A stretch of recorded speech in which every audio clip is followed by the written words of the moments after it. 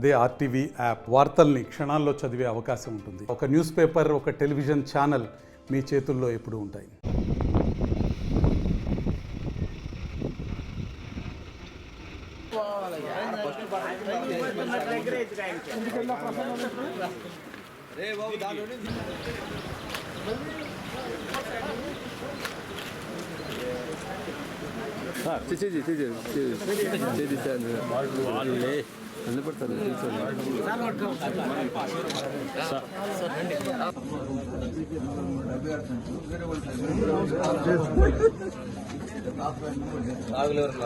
రాష్ట్ర వ్యాప్తంగా చేపడుతున్నటువంటి రెవెన్యూ సదస్సులో భాగంగా ఈరోజు కొండపి నియోజకవర్గం ఒల్లూరు గ్రామంలో రెవెన్యూ సదస్సు నిర్వహించారు. ఈ రెవెన్యూ సదస్సుకు ముఖ్య అతిథిగా కూడా రాష్ట్ర సోషల్ వెల్ఫేర్ మంత్రి డాక్టర్ డోలశ్రీ బాలా వీరాంజనేయ స్వామి హాజరయ్యి అక్కడ గ్రామస్తులని రైతుల యొక్క సమస్యలు పరిష్కరించడం కోసం రాష్ట్ర ప్రభుత్వం ప్రత్యేకమైన చర్యలు చేపట్టింది.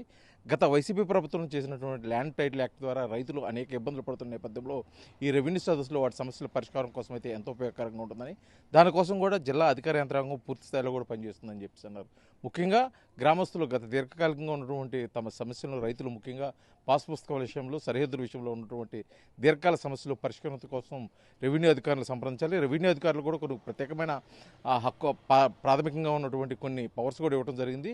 త్వరితగతిన వెంటనే పరిష్కరించవలసిన సమస్యలు అక్కడే ఆన్ ది స్పాట్ కూడా ఆ సమస్యలు పరిష్కరణ కోసం కూడా ప్రత్యేకమైన చర్యలు చేపడుతున్నారు. అందులో భాగంగానే ఇటువంటి సమస్యలు మున్ముందు రాకుండా ఉండేది కోసం కూడా అధికారులు అయితే ప్రత్యేకమైన చర్యలు చేపడుతున్నారు. అదేవిధంగా ఇప్పుడు ఈ గ్రామ సదస్సు రెవెన్యూ సదస్సులో ఇస్తున్నటువంటి అర్జీలు త్వరితగతిన పరిష్కరణ అంటే జరుగుతున్న ఈ రానున్న 40 రోజుల నుంచి 60 రోజుల లోపల ఆ సమస్య ఎటువంటిదైనా సరే కూడా వెంటనే పరిష్కరించాలని చెప్పేసి రెవెన్యూ అధికారులు కూడా సూచించడం జరిగింది.